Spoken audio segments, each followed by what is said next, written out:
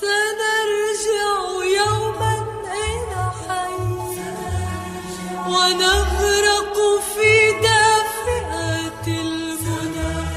سنرجع مهما يمر الزمان وتنهى المسافات ما بيننا.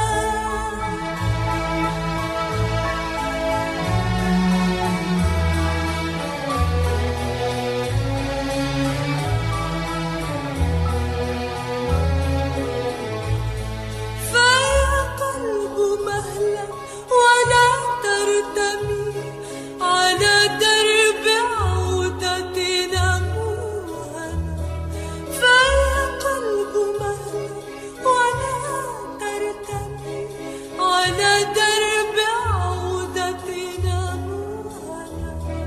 يعز علينا غدا أن تعود. مرحبا، أنا محمد هيبي من سكان كابول، أصلا من ميعار المهجرة. ميعار بالنسبة إلي هي الوطن المغتصب، فلسطين الصغرى، مسقط رأس آبائي وأجدادي. لم أولد في ميعار ولكنها معي دائما. ولدت هي في بعد النكبة ب4 سنوات. ولدت طبعا من حكايات والدي ومن دموع أمي. نحن الآن في مدخل قرية ميعار المهجرة. هنا في وسط الطريق كانت هنالك تينة، شجرة تين سوادي أو حماضي لا أذكر بالضبط. وهذه الشجرة أذكرها جيدا، فقد تعمشقتها أكثر من مرة في طفولتي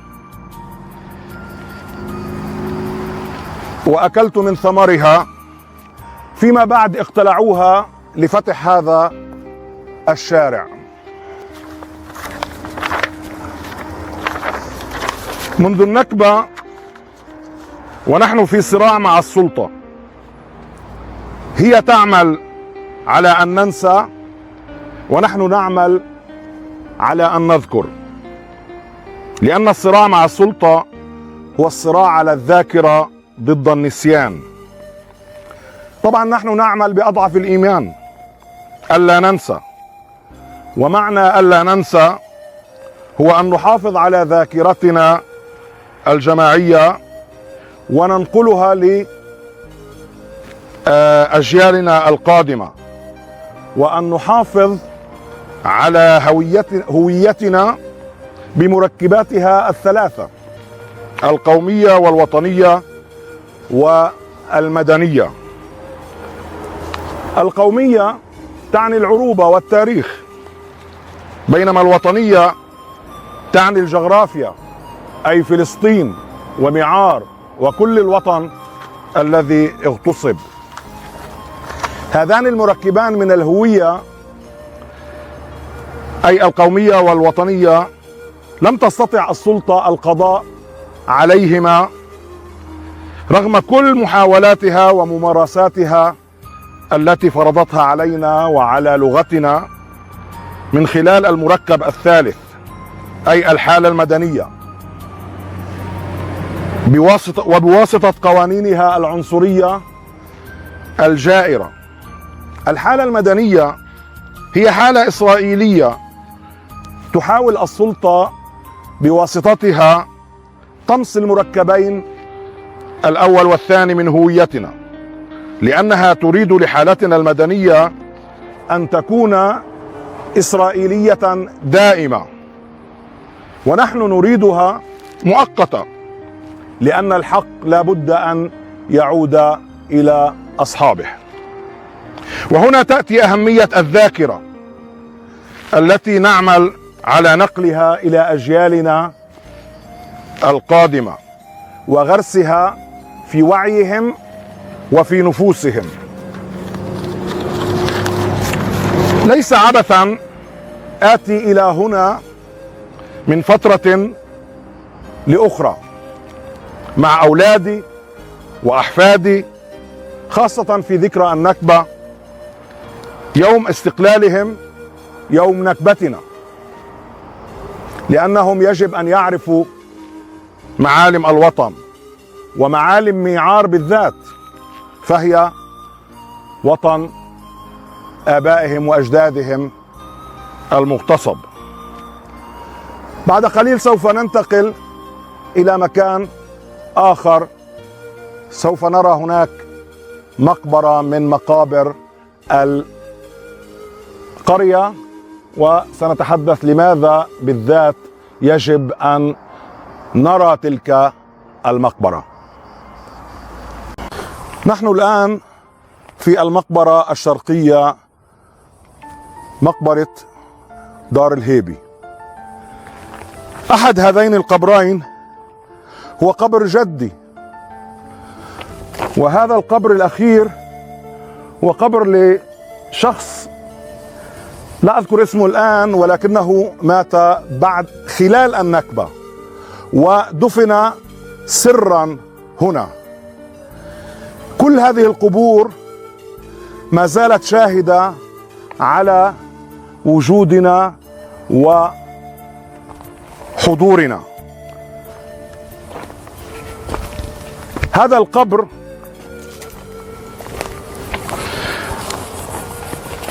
هو قبر زوجة عمي فياض.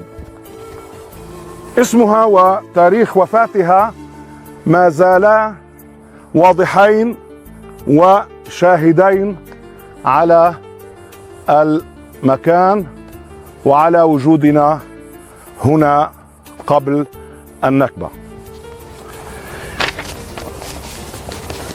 في قمة التلة حيث كانت بيوت ميعار ما زالت هناك الحجارة، أيضا حجارة البيوت التي دمرتها آليات الخراب الصهيوني، ولكن الحجارة ما زالت شاهدة على وجودنا في هذا المكان.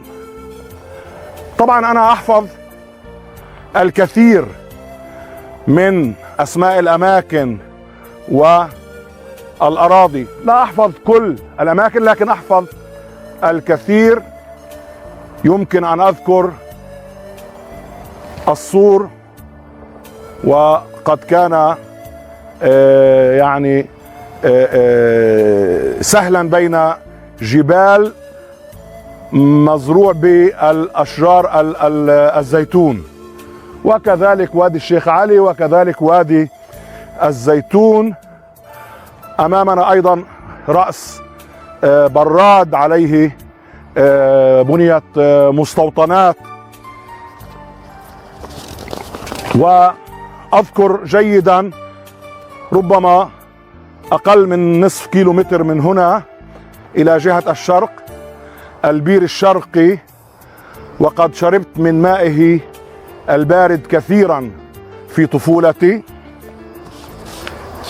بعض الأماكن ما زالت باقية،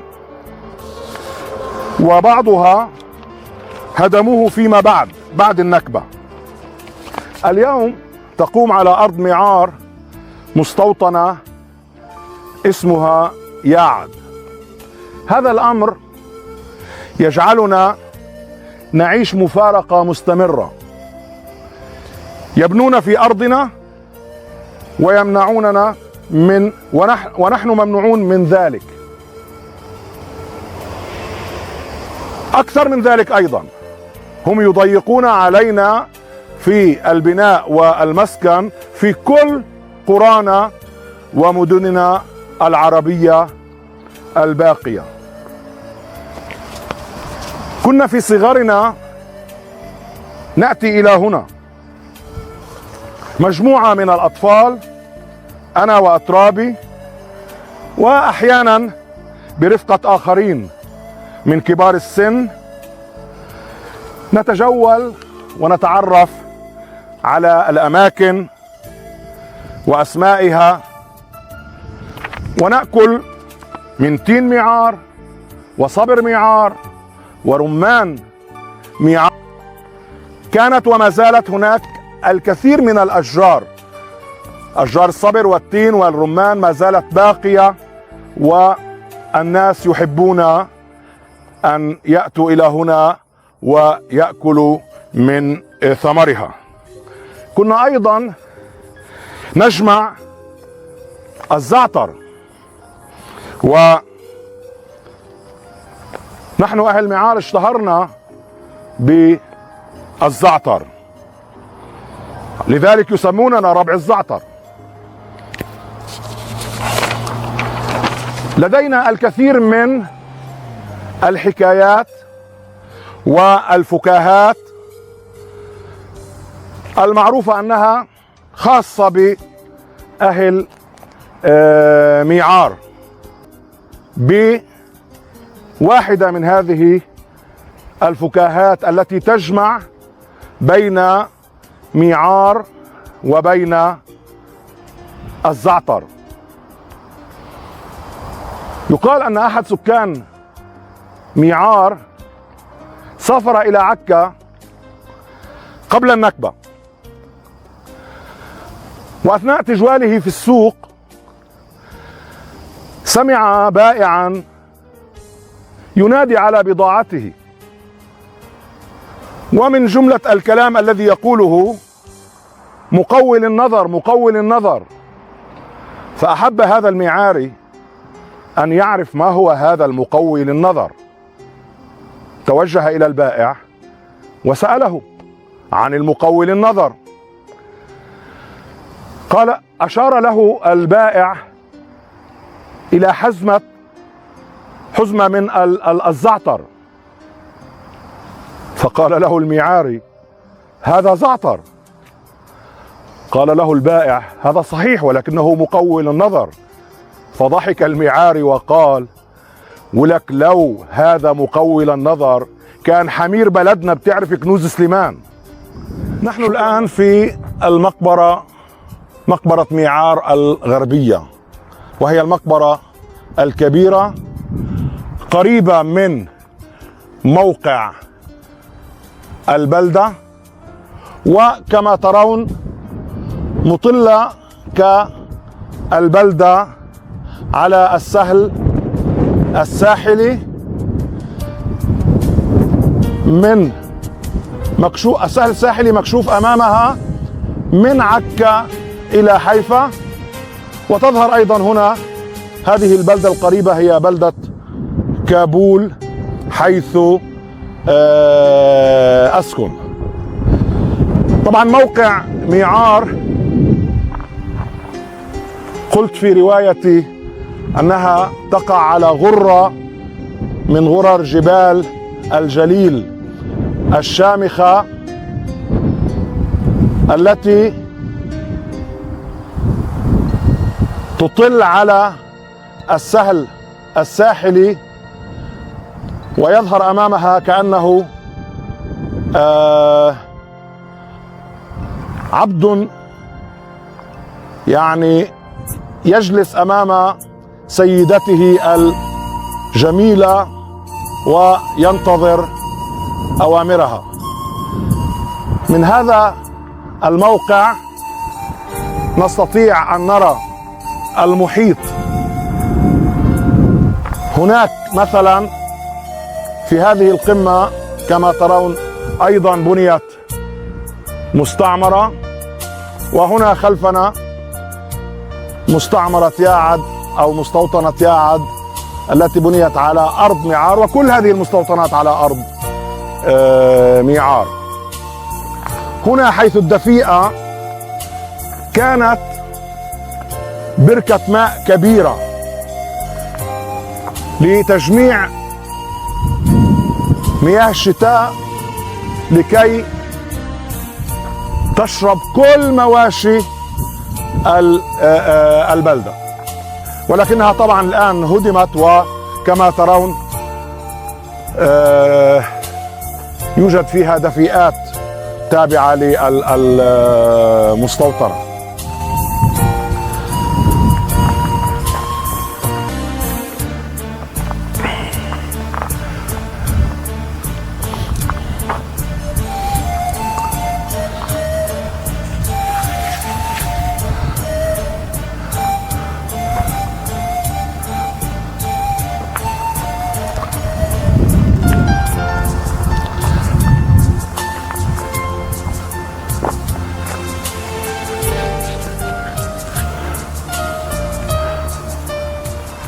من الأشياء التي ما زالت تشهد أيضا على وجودنا هنا هي تلك الأشجار الباقية منذ ما قبل النكبة. أمامنا مثلا هذه الرمانة، شجرة الرمان هذه مع صغر حجمها لكنها موجودة هنا منذ النكبة وقبل النكبة. هنالك أيضا الكثير من أشجار التين، أرى هناك في البعد واحدة منها. هذه شجرة العنبر. وربما أهم شجرة يمكن أن أو يجب أن نذكرها هي شجرة الصبر. هذه الشجرة هي الشاهد ليس على وجود معار فقط، وإنما على وجود كل القرى التي هدمها الاحتلال الصهيوني. وهذه الأشجار طبعا تحدثت عن أشجار مثمرة، لكن في أرض ميعار طبعا هناك كثير من الأشجار والنباتات التي ما زالت موجودة. وربما لابد من ذكر شجرة القندول ذات الأزهار الصفراء الجميلة جدا، وأيضا السويد موجودة بكثرة في أرض ميعار. وربما أخيرا لابد من ذكر أن في مركز القرية حيث البيوت وحيث الحجارة ما زالت شاهدة هناك 3 أشجار توت بلدي ما زالت موجودة منذ ما قبل النكبة. كل هذه الأشجار وهذه المقبرة وكل ما تحدثنا عنه حتى الآن هو شاهد على وجودنا وشاهد على حقنا في هذه البلاد، وعلى أننا لابد ذات يوم أن نعود إلى هذا البلد. إن لم نكن نحن فربما أجيالنا القادمة. لذلك من المهم جدا أن نحفظ ذاكرتنا الجمعية وننقلها إلى أجيالنا القادمة ونذوتها في أذهانهم وفي قلوبهم وفي نفوسهم، وأن نعلمهم أنه يجب عليهم ألا ينسوا شيء مما نتركه. هذه المنطقة تدعى خلة الشحن، وهي جزء من أراضي ميعار. في السنوات الأخيرة اعتاد أهل ميعار أن يقيموا في هذه الساحة إفطارا جماهيريا يدعى إليه كل ميعاري، ويدعى إليه أيضا ضيوف من كل الأقلية العربية. لكن هذا العام لم يتم هذا الحدث بسبب جائحة الكورونا. جائحة الكورونا أيضا عطلت مسيرة العودة التي تقيمها لجنة المتابعة كل عام في قرية من القرى المهجرة. كان من المفروض أن تقام هذا العام في قرية ميعار، وكان يجب أن تنتهي أيضا في هذه الساحة بمهرجان شعبي كبير. ولكن مرة أخرى جائحة الكورونا حالت دون ذلك. كان معكم محمد هيبي في جولة في ربوع قرية ميعار التي يجب أن تظل مغروسة في ذاكرتنا. شكرا لكم، شكرا لإصغائكم. ونغرق في دافئة المنى، سنرجع مهما يمر